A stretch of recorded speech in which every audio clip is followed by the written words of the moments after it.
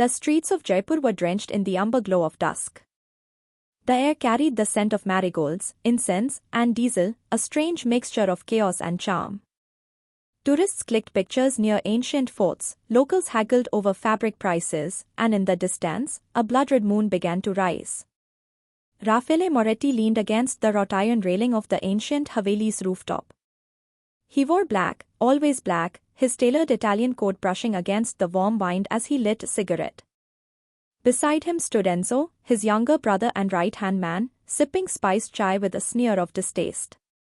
"You know," Enzo muttered, "if someone told me we'd be in India hunting arms dealers instead of torturing them in Sicily, I'd have stayed in bed." Rafaele didn't respond. His eyes were fixed on something, or someone, across the street. She was sketching. A girl.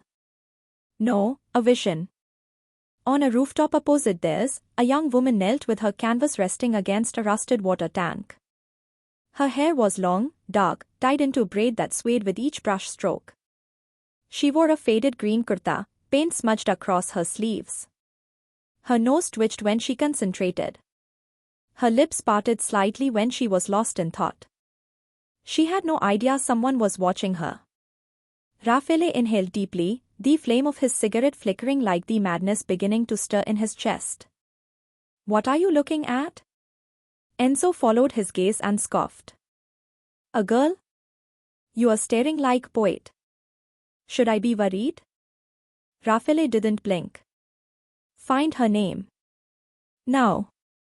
Enzo raised an eyebrow. "Boss, we are in the middle of an arms negotiation. Maybe don't get distracted by some girl with a paintbrush?" Rafaele turned, his voice low but electric.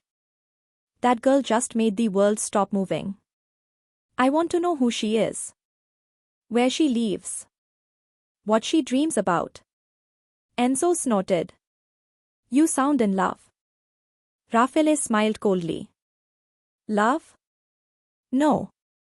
I've never believed in love. But obsession?" He crushed the cigarette underfoot. "That I understand." The next morning, Ira Kapoor stood barefoot on her rooftop, sipping masala chai. She hadn't noticed the man on the opposite Haveli last night. She never looked into other lives, only into her colors and thoughts. Her sketch from last night lay beside her, a silhouette of a stranger, wrapped in black smoke.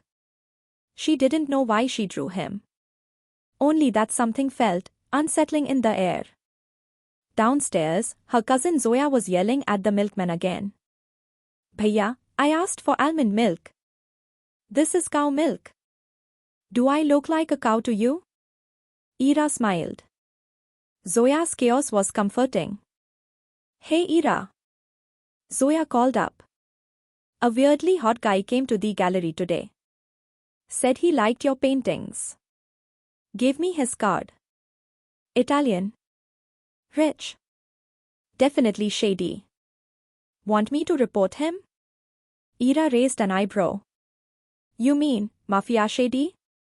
"Definitely Mafia. Gorgeous though. Like, I'll ruin your life but make it aesthetic vibes." Ira laughed softly. Just a silly flirty tourist, she assumed. Nothing serious. If only she knew how wrong she was. That night, Enzo returned to Rafaele's suite in the Palace Hotel with a file. Her name's Ira Kapoor. 23. Local artist. Lives with her aunt and cousin. Father, Veer Kapoor, dead. No records. But, Enzo paused, flipping the page, there's a photo of the man with her as a child. Guess who it is? Rafaele took the photo. The world tilted. There he was. Veer Kapoor, the Indian intelligence officer who would betrayed the Moretti family 15 years ago. Who leaked their network's map to Interpol. The man Rafaele had ordered dead in Sicily. Veer Kapoor was her father. Silence fell like a blade. Rafaele slowly sat down, the photo gripped in his gloved hand. "Does she know?" he asked, almost whisper. "No," Enzo said carefully. "She thinks he died in a car crash. She's completely clean." She's got no idea who you are either. Rafaele stared at the wall. At the memory of fire, betrayal, and blood. She was his enemy's daughter. And yet, her eyes had haunted him all day. He should have walked away. But obsession doesn't obey logic. It devours it. I'll keep watching her, he said finally. But not from distance anymore. Enzo frowned. You're risking everything. For what? A girl with a paintbrush and no clue? Rafaele stirred, his shadow stretching across the floor like a demon rising. She's not just a girl, he said darkly. She's the daughter of the man who destroyed my bloodline. And she's going to belong to me. The winter air in Jaipur sharpened the nights. Ira wrapped her shawl tighter as she left her evening painting class at the local art institute. The street lights flickered. The wind whispered through alleyways. And somewhere, behind dark-tinted glass, he was watching. From the backseat of a black SUV, Rafaele Moretti leaned forward, his eyes never leaving her silhouette. She walks home every Thursday, Enzo reported from the driver's seat. Refuses rides. Doesn't take autos. Listens to old Hindi songs through cracked headphones. Independent, Rafaele murmured. But predictable. Enzo glanced at his brother through the mirror. You are getting deeper into this than you should. Rafaele's voice was cold. Her life was shaped by the man who tried to erase mine. I'm simply returning the favor. Ira's room. That night, Ira sat cross-legged on her bed, surrounded by open sketchbooks. Her phone buzzed. Unknown number. She ignored it. Then a message arrived. Your painting, Storm Over Silence, has been purchased for 10 lakh. Buyer wishes to remain anonymous. Her heart leapt. That painting was deeply personal, a stormy ocean, painted after a nightmare she never told anyone about. She sent a confused reply to the gallery owner. Who would buy that one? The answer came back. Said it reminded him of someone who never screams, only bleeds quietly. Ira blinked. At the gallery next day. She arrived to find her painting gone and a white envelope waiting. Inside. A single note in neat handwriting. You carry pain like a crown. And wear silence like armor. That makes you dangerous and divine. No name. Just red wax seal with a lion. That was the first gift. The next day, she received an anonymous art grant. Then came a scholarship offer from an elite Rome-based art conservatory. Again, no sender. And still, she felt eyes on her. Rafaele's private residence. Enzo stormed in. You funded her Rome scholarship? You're not just watching now, you're orchestrating her entire life. She deserves better, Rafaele said, sipping wine. And she won't get it in this dusty city where people treat her like a background flower. She's the daughter of the man who exposed our walls. He almost got father killed. Rafaele didn't flinch. Exactly. I want her close. Under my wing. She'll trust me. Need me. And when she looks at me the way she looked at her father, I'll decide what to do. Ira's home. Ira told Zoya about the sudden scholarship. Rome? Zoya shrieked, choking on her samosa. Do you even know anyone in Italy? No. That's the weird part, Ira said. It's like the universe is pushing me somewhere. Zoya narrowed her eyes. Or someone is. She grinned. Bet it's your mystery painting buyer. You've got a fan, girl. A secret rich admirer. Maybe a prince. Ira rolled her eyes. That only happens in bad romance novels. She didn't know how wrong she was. Weeks later, Rome, Italy. The plane landed in a cold drizzle. Ira stepped into a world of cathedrals, cobblestone streets, and secrets older than time. Her new apartment was oddly luxurious. Too perfect. She found the pantry fully stocked. The library had books in Hindi and Italian, art theory, mythology, criminal psychology. Who prepared this? She asked the landlord. He smiled politely. The benefactor sent specific instructions. Very thoughtful man. That night, Ira wandered the city alone. At a street corner, she paused in front of a violinist playing an old Hindi song. From the shadows behind a lamppost, Rafaele watched. Rafaele, to himself. She's here. In my city. In my reach. He pulled a coin from his coat and flipped it. The Moretti family crest shimmered in the air. Flashback 15 years ago. Naples, Italy. Rafaele's father, Matteo Moretti, knelt in a pool of blood. Before him stood Veer Kapoor, holding a USB drive. You are done, Veer spat. Interpol is coming. The world will know who you are. Rafaele, 21 then, had watched helplessly as Veer disappeared into the night, and the Moretti empire began to collapse. Present Rome. Back at his villa, Rafaele stood over a table full of photographs. One of Ira laughing. One of her asleep on the flight. One of her sketching by the river. He touched the edge of her face on the photo. You don't know what he took from me, he whispered. But I'll take everything from him.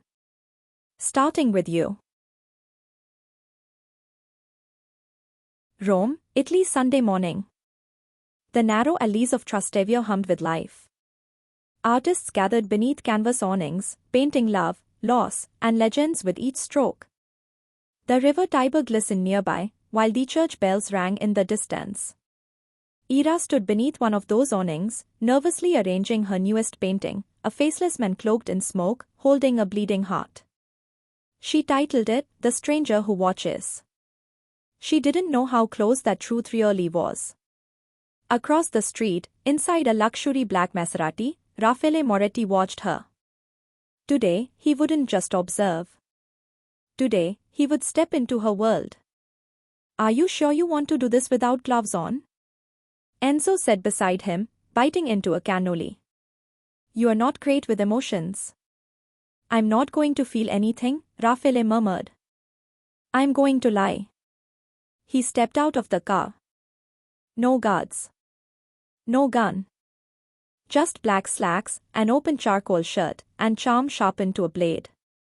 The first encounter. A soft wind lifted Ira's scarf as she bent down to pick up her spilled paints. A shoe stepped into view, polished leather. She looked up. And met him. Rafaele. Up close, he was unreal. Piercing grey eyes like storm clouds. A faint scar along his jaw. The kind of man whose presence made the world quieter. Rafaele, smiling faintly. Forgive me, did I just ruin your painting? She looked to the side. Her newest piece had a splash of red wine dripping across the canvas. Ira, annoyed, are you seriously drinking wine at 11 a.m. in a public market? Rafaele, dryly, it's Rome. We call that brunch. He gently lifted the corner of the canvas. That's a haunting piece. Is he in pain, or power? Ira frowned, folding her arms. He's in denial. Rafaele's lips twitched. Intriguing. May I buy it? She blinked. It's ruined. Then it's even more valuable. I'll pay double for the imperfection. Ira, that's not how art works. Rafaele, leaning in slightly, maybe not for most people. But I'm not most people. Name games. I'm Ira, she finally said, holding out her hand. Rafaele paused, just a heartbeat too long. Leo. He lied. She smiled politely, unaware. What do you do, Leo? Rafaele, casually, I collect things. Like paintings? No. People. She tilted her head. That's a bit creepy. He smirked. Only if they realize they've been collected. Coffee chemistry. They ended up in a riverside cafe, talking for hours. Or rather, Rafaele asked questions. She spoke. He listened, absorbing every word like ammunition. Ira? My father passed when I was young. I don't remember much. Just his voice reading me stories, and his watch. I still have it. Rafaele stilled. A detail he hadn't known. A memory he'd helped erase. Ira? I sometimes feel like I'm being guided. Like someone's pushing me towards something, but I don't know what. Rafaele whispered inside his head. Toward me. A warning missed. That night, Ira returned home smiling. Zoya video called her from Jaipur. Zoya, suspicious, you look suspiciously like someone who flirted with a stranger. Ira, his name's Leo. Italian. Mysterious. Smart. Weirdly intense. Zoya, he's either your soulmate, or a serial killer. Please tell me you didn't give him your address. Ira, laughing, don't be dramatic. Zoya, deadpan, I've watched enough crime shows. Never trust men who wear all black and know too much about art. Ira brushed it off. She didn't know Leo wasn't just a stranger. He was a ghost from her father's past. And now, the most dangerous man in Italy knew her favorite scent, her childhood trauma, and exactly how to slip into her life unnoticed. Meanwhile, the villa. Rafaele returned to his estate that night, holding Ira's ruined painting in his hand. He hung it in his private gallery beside portraits of dead enemies and forgotten lovers. Enzo, entering, saw, how did she taste? Rafaele, quietly, I didn't touch her. Enzo, wow. That's growth. Or guilt. Rafaele, coldly, it's patience. He stared at her painting. She's getting used to me, he murmured. Now. I'll become her shadow. Rome 3 weeks later. The sky outside Ira's apartment shifted from golden dusk to deep violet. Church bells echoed down ancient streets. Inside, she stood barefoot, lost in thought as she painted a canvas layered in shadows. A man's silhouette, again. This time, closer, his hand reaching out of the darkness. Her brush stilled. Why did this image keep coming back? The Villa Rafaele's study. She paints me, Rafaele said without smiling, staring at the latest photograph of her newest piece. His dark shirt was unbuttoned just enough to reveal the lion pendant around his neck, the Moretti family crest. It gleamed under the lamplight like a quiet threat. Enzo sipped his scotch. Unknowingly, yes. Obsessively, maybe. You've infiltrated her life so thoroughly, I'm starting to think you are the god she prays to. Rafaele walked over to the screen showing the live feed of her apartment, hidden cameras placed discreetly behind vents and picture frames. Not a single movement of hers escaped his notice. She sleeps curled toward the window now, he noted. She only eats toast and mango jam on sad days. Enzo raised a pro. Should we send mango jam in a basket labeled, from your friendly neighborhood stalker? Rafaele didn't answer. His gaze was fixated. Ira doesn't trust people easily, he said slowly. But she's beginning to trust me. The manipulations begin. The next day, Ira received glowing praise from her professor on a midterm she hadn't even submitted. Professor Bianchi, smiling, exceptional structure and originality. Your ideas, brilliant as always. Ira, confused, but I didn't submit anything yet. Professor, well, someone sent it early. Don't be modest. Later that evening, she received a call from a gallery owner. You've been shortlisted for Rome's Rising Voices exhibition. Ira, I never applied. Gallery owner, an anonymous collector recommended you. Said your soul bleeds through your canvas. Her heart skipped. Leo. Cafe meeting a spark in public. They met again at a cafe by the Spanish Steps. Rafaele wore a dark grey coat, with soft stubble tracing his jaw. His eyes drank her in like wine. Ira, teasing, you always dress like you're in a mafia movie. Rafaele, smirking, and you always look like you wandered out of a dream. She blushed, then quickly changed the topic. Tell me something real, Leo. Something not perfectly rehearsed. He paused. Rafaele, I dream in languages I don't speak. I have a house full of mirrors I never look into. And I once watched someone burn and didn't blink. She stared, unsure if he was joking. Ira, that's not romantic. Rafaele, quietly, I never said I was romantic, man. A dark discovery. That night, a storm rolled in. Ira sat cross-legged on her bed, rummaging through an old wooden box of her father's belongings. She needed inspiration for her next project. But what she found stole her breath. Inside the lining of his old watch strap, she discovered a folded paper, sealed with faded wax. A letter. With trembling hands, she opened it. If something happens to me, Ira, you must never trust anyone claiming to know me from Naples. There are men in shadows who wear smiles like weapons. If one ever finds you, run. Her hands turned cold. Naples. Where Leo had lived. Where her scholarship had come from. Where everything began. Was it a coincidence? Or had she walked right into the fire? At the villa that same night. Enzo threw the letter on Rafaele's desk. We missed this. She found it. Rafaele's jaw clenched. Does she know? No. But doubt is there now. I saw it in her eyes. Rafaele stood and walked to the window, watching lightning split the sky. It's time I became the only truth she believes in. Rain.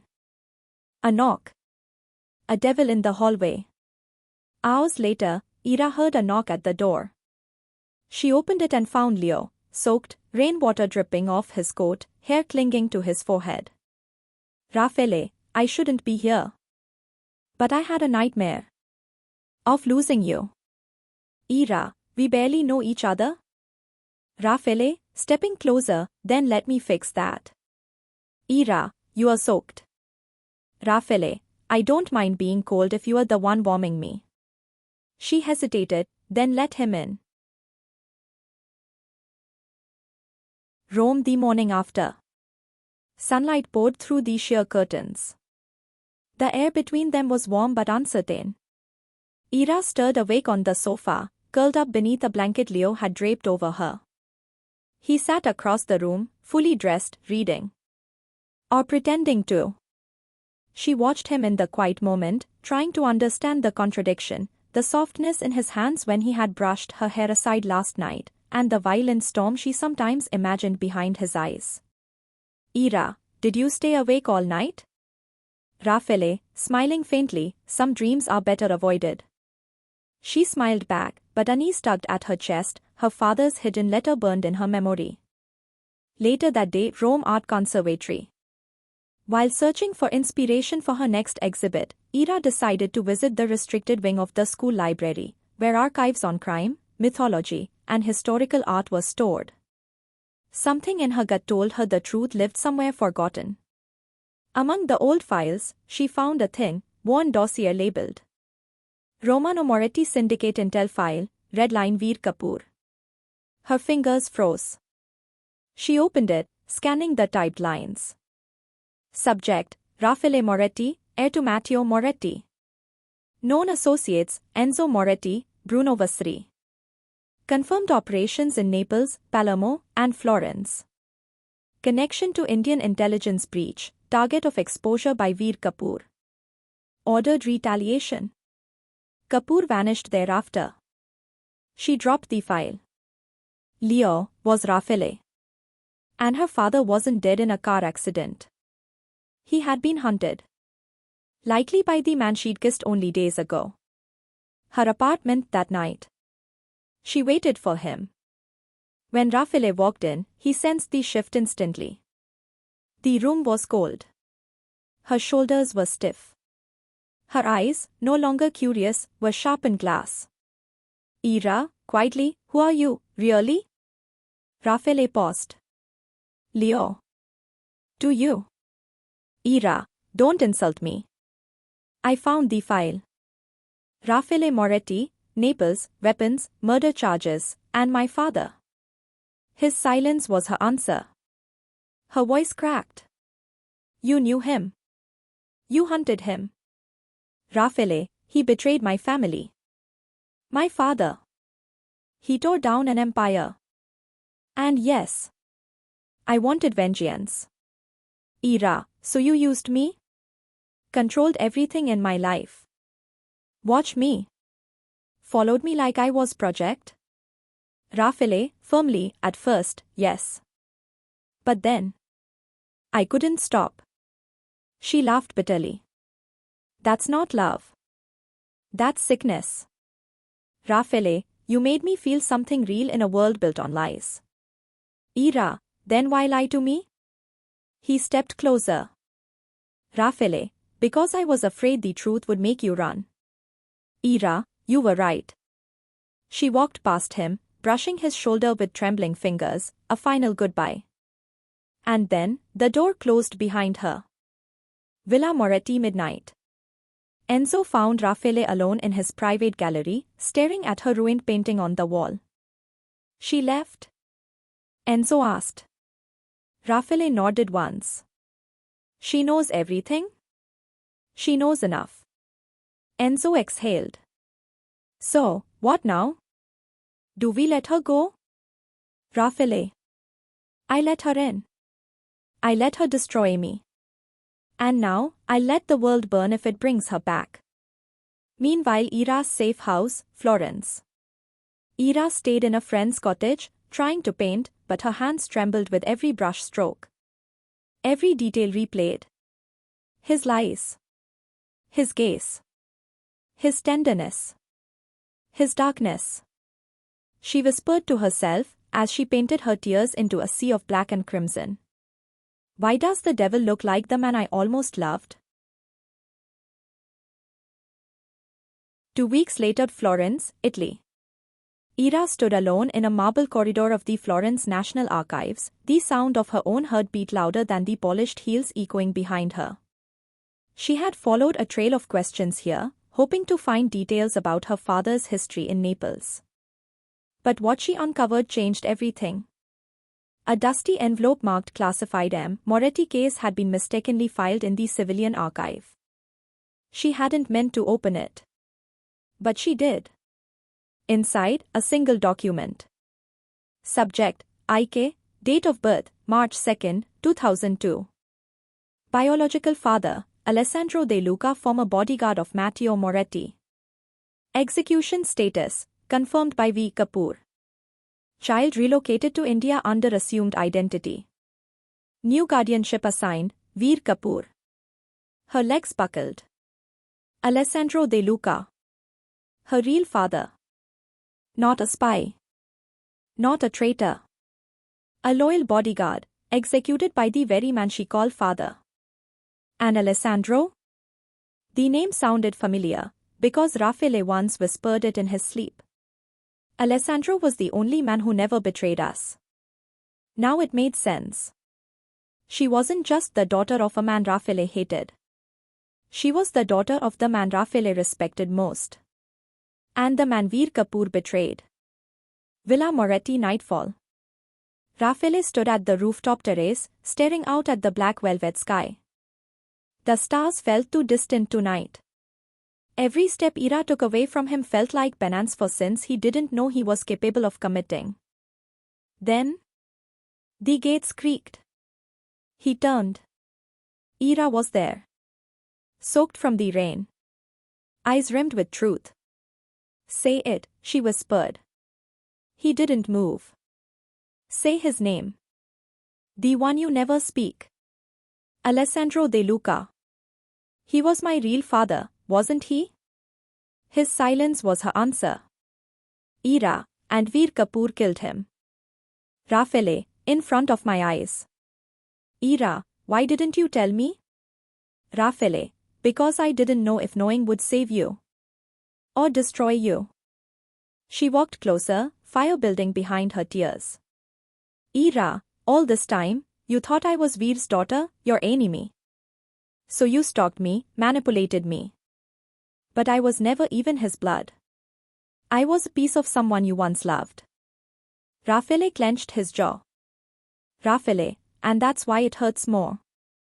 The past returns in fire. Enzo burst into the room, breathless.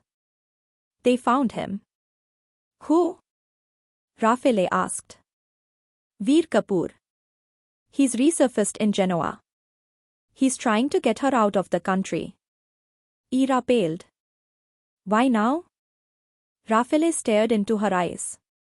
Because he knows the truth is slipping from his hands. And now, he's not just running. He's trying to erase you too. Enzo, darkly, you think he'd kill her? Rafaele, quietly, he already killed one of her fathers. He won't hesitate. The car ride midnight. They drove through pouring rain.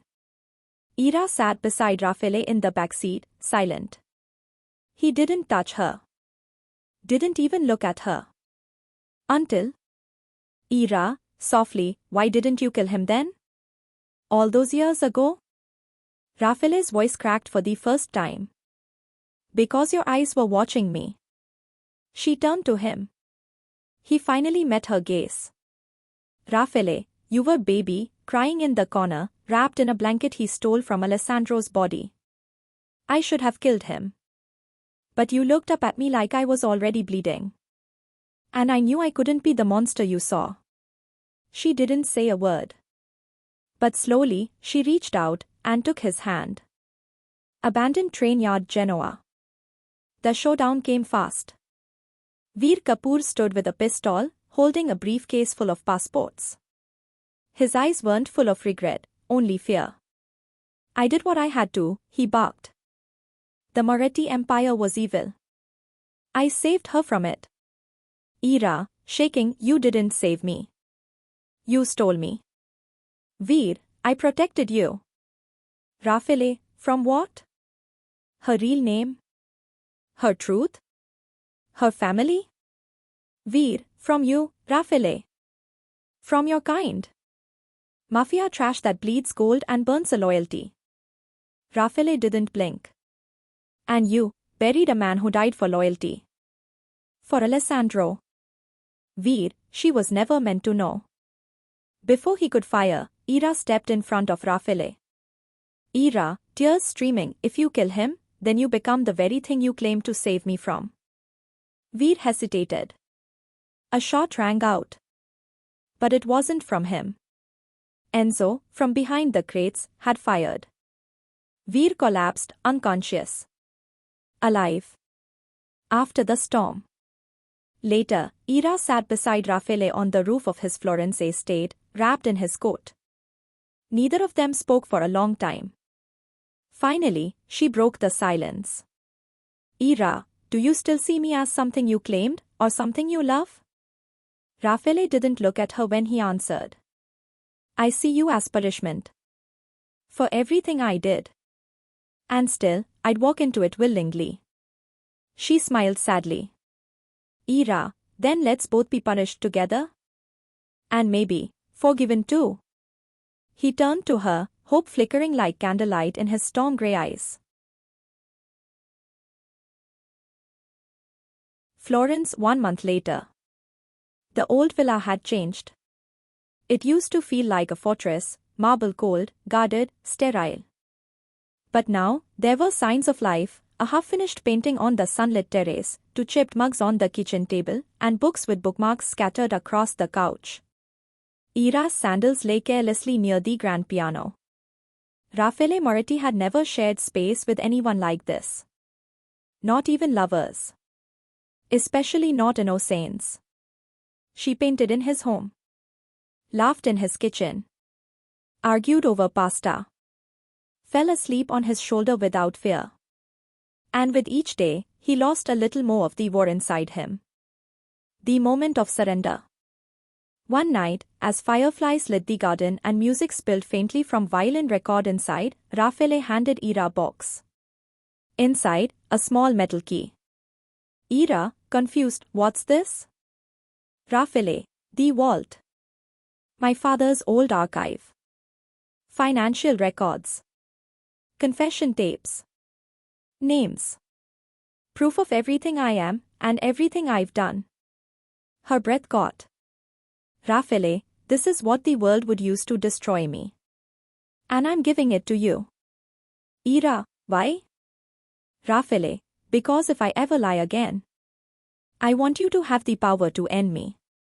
She stared at the key. He was no longer a man trying to own her. He was a man offering his soul. She stepped forward and pressed her lips to his. And for the first time, it wasn't obsession. It was forgiveness. But peace never lasts in the world Rafaele came from. In the shadows of Milan, Don Pietro Moretti, Rafaele's uncle, received news from an informant. Pietro, he's given the girl the key? Informant, yes.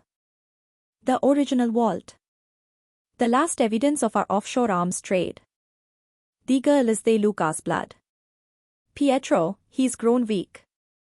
The empire isn't ruled by romance. It's ruled by fear. He picked up a glass of red wine, eyes burning. Pietro, bring the girl to me. Alive. Break him where he worships. 2 days later, Ira and Rafaele drove to the countryside. They unlocked the ancient stone vault buried beneath the villa's foundations. It smelled of dust, ink, and secrets. Ira opened a file marked Alessandro De Luca, last recorded audio. She hit play. If you find this, my daughter, know that I loved you with everything I had left. I wasn't brave enough to raise you in my world, but I never stopped watching. And if Rafaele lives, trust him. He was the best of us, even when we didn't deserve him. Tears blurred Ira's eyes.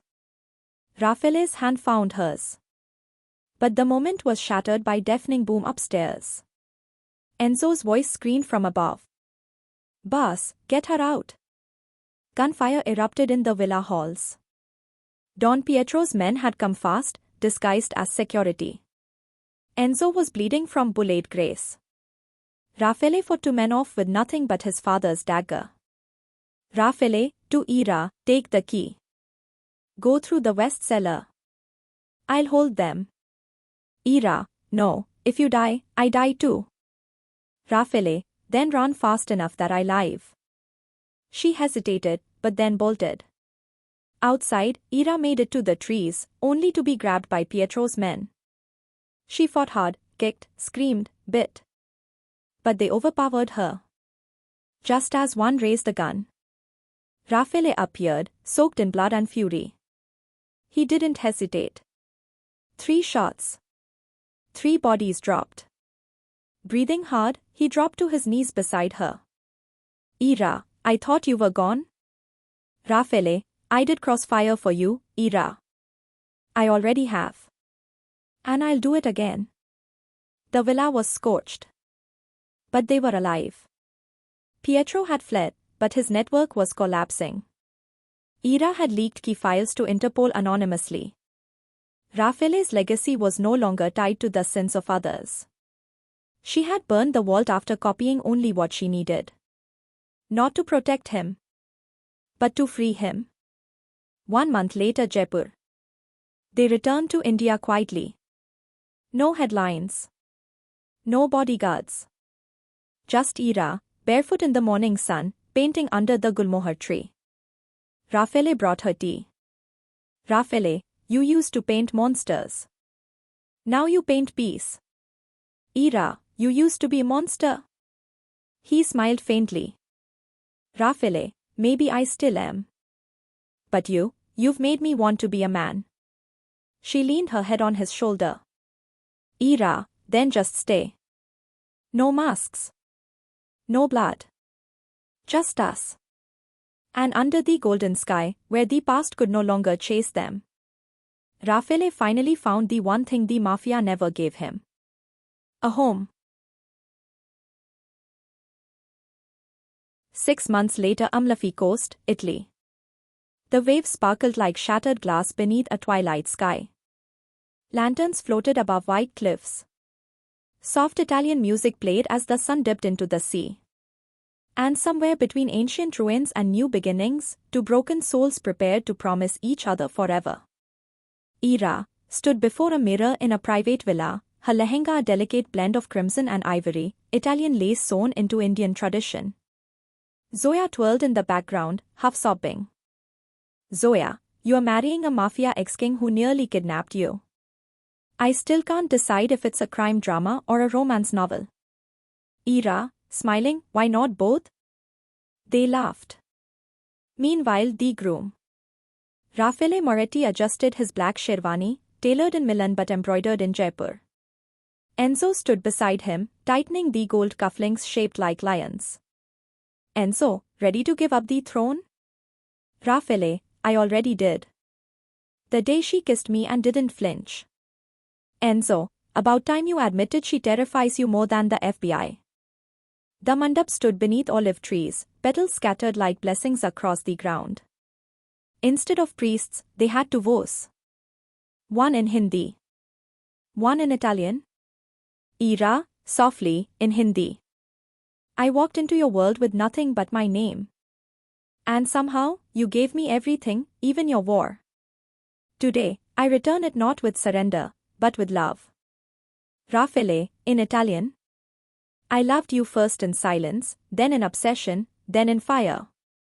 But today, I love you simply, like breath, like light, like the only truth I've ever known. They exchanged rings. No titles. No blood debts. Just hearts, finally free. Laughter echoed across the cliffside. Enzo danced terribly with Zoya. Italian operatic singers switched to Bollywood at Ira's request. A drunken uncle asked Rafaele if he was still doing gangster things. Rafaele, dryly, only laundry now. Zoya grabbed the mic at midnight. Zoya, laughing, to Ira, for being the only girl who made a mafia don retire into monogamy and mango jam. Even Rafaele laughed. Later that night, just them. The party faded into candlelight and quiet waves. Ira and Rafaele sat on the balcony of their suite, barefoot, her head in his lap. Rafaele, do you ever regret it? Choosing me? This twisted path? Ira, every twist brought me here. So no. She looked up at him. Ira, whispering, besides, I never chose the easy story. Rafaele, smiling faintly, you chose the villain. Ira, no. I chose the man the villain couldn't kill. He kissed her, soft, slow, reverent. And in that moment, the ocean held its breath.